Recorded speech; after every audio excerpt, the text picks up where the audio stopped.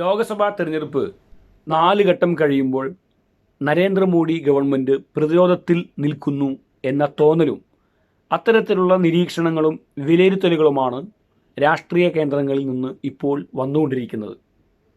400 seat നേടി അധികാരത്തിൽ തുടരുമെന്ന് ആത്മവിശ്വാസത്തോടു കൂടി പറഞ്ഞ നരേന്ദ്രമോദിക്കും കൂട്ടർക്കും എന്തുകൊണ്ടാണ് 4 ഘട്ടം കഴിഞ്ഞപ്പോൾ അല്പം ഒന്ന് പിന്നോട്ട് പോകുന്നു എന്ന തോന്നലുണ്ടായത്?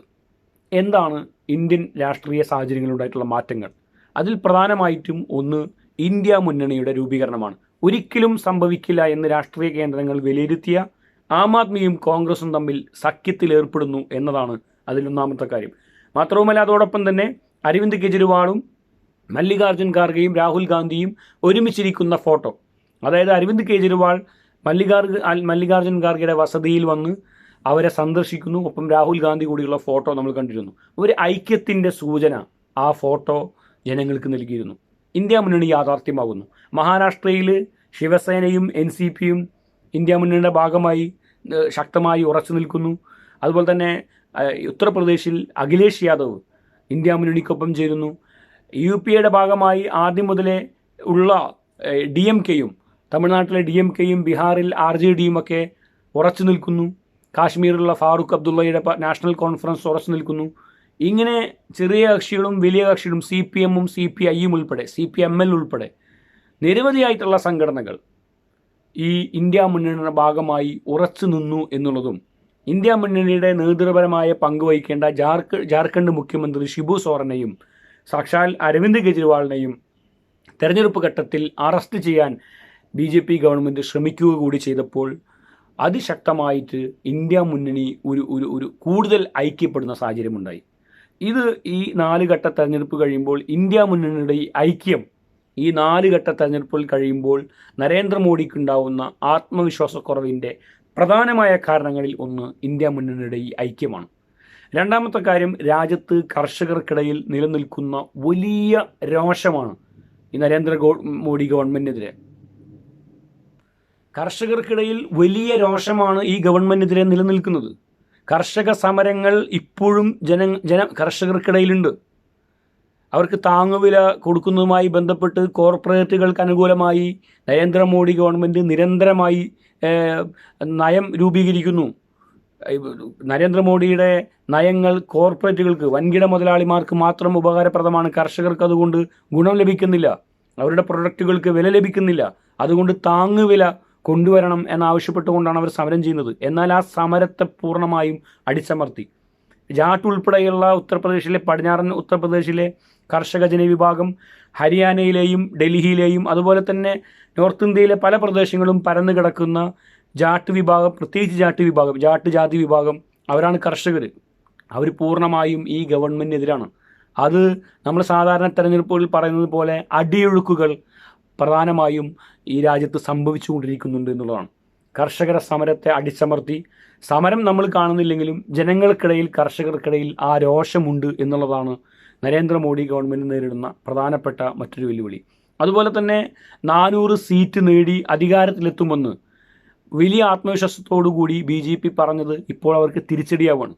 കാരണം നരേന്ദ്രമോദിക്ക് 400 സീറ്റ് നേടിയാൽ ഭരണഘടന മാറ്റിയെഴുതും എന്ന ഒരു ചർച്ച പ്രത്യേകിച്ച് പിന്നോക്ക ജനവിഭാഗങ്ങൾക്കിടയിൽ കഴിഞ്ഞ കുറച്ചു കാലങ്ങളായി BJPക്ക് വോട്ട് ചെയ്യാൻ ഒരു മടിയുമില്ലാത്ത ദലിത് ജനവിഭാഗങ്ങൾക്കിടയിൽ ഈ പ്രചരണം വളരെ ശക്തമാണ്.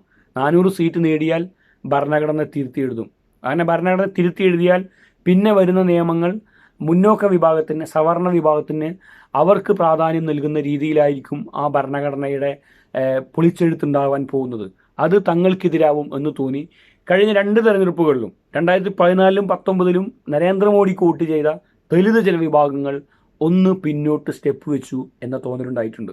പ്രത്യേകിച്ച് ഉത്തർപ്രദേശിലൊക്കെ അഖിലേഷ് യാദവിൻ്റെ നേതൃത്വത്തിൽ, അതുപോലെ തന്നെ ബീഹാറിൽ തേജസ്വി യാദവിൻ്റെ നേതൃത്വത്തിൽ ഇത് വലിയൊരു പ്രചരണ വിഷയമായി മാറുന്നുണ്ട്. ഇതോടൊപ്പം തന്നെയാണ് ജാതി സെൻസസ് നടപ്പിലാക്കും. ആ വിഷയവുമായി ബന്ധപ്പെട്ടും പിന്നോക്ക വിഭാഗങ്ങൾക്കിടയിൽ ഇന്ത്യ മുന്നണിക്ക് വലിയ പിന്തുണ ലഭിക്കുന്നുണ്ട്. ഇത് പ്രധാനപ്പെട്ട, നമ്മൾ ആരും കാണാതെ പോകുന്ന ഒരു അടിയൊഴുക്കായി വിലയിരുത്തപ്പെടുന്നു. അതോടൊപ്പം BJPയിൽ നിലനിൽക്കുന്ന സംഘടനാപരമായ പ്രശ്നങ്ങൾ, നരേന്ദ്രമോദി എന്ന ഒരു വ്യക്തിയിലേക്ക്, ഒരു ഏകാധിപത്യ പ്രവണതയിലേക്ക് പോകുമ്പോൾ അത് പ്രത്യേകിച്ച് RSS ഉൾപ്പെടെയുള്ള സംഘടനകളുടെ പ്രത്യയശാസ്ത്രത്തിന്, അവരുടെ നയങ്ങൾക്കെതിരാണ്. ഒരു വ്യക്തിയെ ഇങ്ങനെ മാത്രം ഡിപ്പെൻഡ് ചെയ്തുകൊണ്ട് പോകുന്ന ഒരു ശൈലിയല്ല, മറിച്ച് അവരുടെ ആശയത്തെയാണ് അവരെപ്പോഴും ജനങ്ങൾക്ക് മുന്നിൽ അവതരിപ്പിക്കാറ്. എന്നാൽ ഈ തെരഞ്ഞെടുപ്പിൽ ആശയങ്ങൾക്കൊന്നും ഒരു പ്രസക്തിയില്ല. അതിനൊക്കെ മുകളിൽ നരേന്ദ്രമോദി എന്ന വ്യക്തിയെ പ്രതിഷ്ഠിച്ചുകൊണ്ടാണ് ഈ തെരഞ്ഞെടുപ്പ് മുന്നോട്ട് പോകുന്നത്. അത്തരം കാര്യങ്ങളിൽ അതൃപ്തിയുള്ള ഒട്ടേറെ പ്രവർത്തകർ ഇത്തവണ തെരഞ്ഞെടുപ്പിൽ പിന്നോട്ട് നിൽക്കുന്നു എന്ന് വിലയിരുത്തപ്പെടുന്നു. അതുപോലെ തന്നെ രജപുത് പോലെയുള്ള സവർണ വിഭാഗങ്ങൾ, എക്കാലത്തും BJPയെ പിന്തുണക്കുന്ന വിഭാഗങ്ങൾ ശക്തമായ പ്രതിഷേധത്തിലാണ് ഇത്തവണ. അതുപോലെ തന്നെ രാജ്യത്ത് യുവാക്കൾക്കിടയിൽ നിലനിൽക്കുന്ന അസംതൃപ്തി, 10 കൊല്ലം അവസരം ലഭിച്ചിട്ടും ഈ രാജ്യത്തെ പ്രശ്നങ്ങൾ എന്ന് അവർ തന്നെ BJP തന്നെ പറഞ്ഞിരുന്ന വിലക്കയറ്റം, തൊഴിലില്ലായ്മ ഉൾപ്പെടെയുള്ള, അതുപോലെ തന്നെ രൂപയുടെ മൂല്യം ഇടിയുന്നത്, ഇങ്ങനെയുള്ള ഒട്ടേറെ വിഷയങ്ങൾ പറഞ്ഞുകൊണ്ടാണ് 2014 ഈ ഗവൺമെൻറ് അധികാരത്തിൽ വരുന്നത്. എന്നാൽ അതിനൊന്നും ഒരു പരിഹാരവുമില്ലാതെ ഇപ്പോഴും 400 സീറ്റ് നേടിയാൽ 2047 ആകുമ്പോൾ ഇന്ത്യയെ ഒരു വലിയ സാമ്പത്തിക രാജ്യമാക്കും എന്നൊക്കെയുള്ള പുസ്തകത്തിലെ കണക്കുകൾക്കപ്പുറം രാജ്യത്തെ ജനങ്ങൾക്ക് നേരിട്ട് ഗുണം ലഭിക്കുന്ന പലതും ഉണ്ടായിട്ടില്ലെന്ന് മാത്രമല്ല, ഗ്യാസ് ഉൾപ്പെടെയുള്ള, പെട്രോൾ ഉൾപ്പെടെയുള്ള നിത്യോപയോഗം നമ്മുടെ നാട്ടിലെ ജനങ്ങളെ നേരിട്ട് ബാധിക്കുന്ന കാര്യങ്ങൾക്ക്, അതുപോലെ തന്നെ മറ്റു ഉൽപ്പന്നങ്ങൾക്കൊക്കെ വില വർദ്ധിച്ചത്. അപ്പോൾ ജനങ്ങൾക്കിടയിൽ വലിയ രോഷം, അതോടൊപ്പം തന്നെ കർഷകരുടെയും അതുപോലെ തന്നെ നിരവധി ജാതി വിഭാഗങ്ങളുടെയും എതിർപ്പുകൾ, ഇതെല്ലാം തന്നെ ആൻറ്റി ഇൻകംബൻസി, MP മാർക്കെതിരെ നിലനിൽക്കുന്ന ആൻറ്റി ഇൻകംബൻസി, അതുപോലെ തന്നെ തങ്ങൾക്കിഷ്ടമുള്ള സ്ഥാനാർത്ഥികളെ ചില സംസ്ഥാനങ്ങളിൽ, പ്രത്യേകിച്ച് രാജസ്ഥാൻ ഉൾപ്പെടെയുള്ള സംസ്ഥാനങ്ങളിൽ കേന്ദ്രത്തിൻ്റെ സ്ഥാനാർത്ഥികളെ അടിച്ചേൽപ്പിച്ചു എന്ന രീതിയിൽ അവിടുത്തെ പ്രാദേശിക ഘടകങ്ങൾക്കുള്ള എതിർപ്പ്, അങ്ങനെ നിരവധിയായ പ്രശ്നങ്ങളുടെയാണ്. ഇതിനെല്ലാം മറച്ചു പിടിക്കാൻ മാധ്യമങ്ങളെ ഉപയോഗിച്ചുകൊണ്ടുള്ള ശ്രമം, ഇതൊന്നും ചർച്ചയിൽ വരാതിരിക്കാനുള്ള ശ്രമം നരേന്ദ്രമോദിയും വിഭാഗവും നടത്തുന്നുണ്ട്. എങ്കിൽ പോലും അടിയൊഴുക്കുകൾ എന്ന് നമ്മൾ പറയുന്നത് ജനങ്ങൾക്കിടയിൽ ഈ വിഷയങ്ങളൊക്കെ നിലനിൽക്കുന്നുണ്ട്.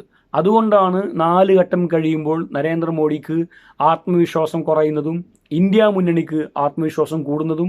പൊതുവെ എല്ലാ കാലത്തും മോഡിയെ തന്നെ പിന്തുണച്ചിരുന്ന മാധ്യമങ്ങൾ, ഗോദി മീഡിയ എന്ന് പറയുന്ന മാധ്യമങ്ങളൊക്കെ തന്നെയും ഇപ്പോൾ U-ടേൺ അടിച്ച് അവർ രാജ്യത്തെ യഥാർത്ഥ വിഷയങ്ങൾ ചർച്ച ചെയ്യാതെ മുഖ്യധാരാ മാധ്യമങ്ങൾ ഇത്രയും കാലം മുന്നോട്ട് പോയത്. എന്നാൽ ഇപ്പോൾ സാഹചര്യം മാറിയിട്ടുണ്ട്, അടിത്തട്ടിൽ മറ്റൊരു സാഹചര്യമാണ് നിലനിൽക്കുന്നത് എന്ന് മനസ്സിലാക്കിയ മാധ്യമങ്ങളൊക്കെ മെല്ലെ മെല്ലെ ആ വിഷയത്തിൽ നയനിലപാടുകൾ, പുതിയ നയം സ്വീകരിക്കുകയും പുതിയ റിപ്പോർട്ടിംഗ് രീതി, പുതിയ വാർത്തകളുടെ റിപ്പോർട്ടിങ്ങിലൊക്കെ മാറ്റങ്ങൾ വരുത്തുകയും ചെയ്യുന്നുണ്ട്. ഇതെല്ലാം തന്നെ ഈ 3 ഘട്ടങ്ങളിലെയും തെരഞ്ഞെടുപ്പ് കഴിയുമ്പോൾ എല്ലാ മാധ്യമ സ്ഥാപനങ്ങളും എക്സിറ്റ് പോളുകൾ നടത്താറുണ്ട്. അപ്പോൾ സ്വാഭാവികമായും അതിൻ്റെ റിസൾട്ട് എല്ലാ തെരഞ്ഞെടുപ്പും കഴിഞ്ഞാൽ മാത്രമേ ജൂൺ 2 മാത്രമേ പുറത്തുവിടാൻ കഴിയുള്ളൂ. പക്ഷേ ഈ 3 ഘട്ടങ്ങളുടെയും തെരഞ്ഞെടുപ്പിൻ്റെ റിസൾട്ടുകൾ ഈ മാധ്യമ സ്ഥാപനങ്ങൾക്ക് ഇപ്പോൾ ലഭിച്ചിട്ടുണ്ടാവും. അപ്പോൾ അതിൽ നിന്നെല്ലാം അവർ മനസ്സിലാക്കുന്നത് ഒരു തിരിച്ചടി നരേന്ദ്രമോദിക്ക് വരാനിരിക്കുന്നു, അല്ലെങ്കിൽ ഈ ഗവൺമെൻറ് ഇനി നിലനിൽക്കാൻ സാധ്യതയില്ല എന്ന്. ഒരുപക്ഷെ തെരഞ്ഞെടുപ്പിന് മുമ്പ് ആരും പ്രതീക്ഷിക്കാത്ത ഒരു സംഭവമാണ് ഈ നരേന്ദ്രമോദി തന്നെ വീണ്ടും അധികാരത്തിൽ വരുമെന്ന് പരക്കെ എല്ലാവരും സമ്മതിച്ച കാര്യമാണ്. എന്നാൽ ഇപ്പോൾ ഈ തെരഞ്ഞെടുപ്പ് ഈ സാഹചര്യത്തിലേക്ക് വരുമ്പോൾ അങ്ങനെയല്ല, മറിച്ച് ഇന്ത്യ മുന്നണിക്ക് കൂടി സാധ്യതയുള്ളൊരു സാഹചര്യമുണ്ട്. അങ്ങ് നരേന്ദ്രമോദി തന്നെ വരുമെന്ന് ഉറപ്പിച്ച് പറയേണ്ട കാര്യമൊന്നുമില്ല, അങ്ങനെ തീരെഴുതി കൊടുക്കേണ്ട കാര്യമില്ല. രാജ്യത്തെ ജനങ്ങൾ ഇന്ദിരാഗാന്ധിയെ തോൽപ്പിച്ച പാരമ്പര്യമുള്ള ജനങ്ങളാണ്. അവർക്ക് നരേന്ദ്രമോദിയെ തോൽപ്പിക്കുക എന്നുള്ളത് നിഷ്പ്രയാസം ഒരു പൂ പറിക്കുന്ന ലാഘവത്തോടുകൂടി ചെയ്യാൻ കഴിയും. അതുകൊണ്ട് 4 ഘട്ട തെരഞ്ഞെടുപ്പുകൾ കഴിയാൻ ഇന്നത്തോടുകൂടി 4ാമത്തെ ഘട്ടം തെരഞ്ഞെടുപ്പ് കഴിയാണ്. ഈ കഴിയുമ്പോൾ ഇന്ത്യ മുന്നണിക്ക് കൂടി സാധ്യതയുള്ള, ആത്മവിശ്വാസമുള്ള ഒരു രാഷ്ട്രീയ സാഹചര്യമാണ് നിലനിൽക്കുന്നത്. എന്നാൽ നരേന്ദ്രമോദിക്കും കൂട്ടർക്കും ചങ്കിടിപ്പ് കൂടിയിരിക്കുന്നു എന്ന് പറയേണ്ടി വരും.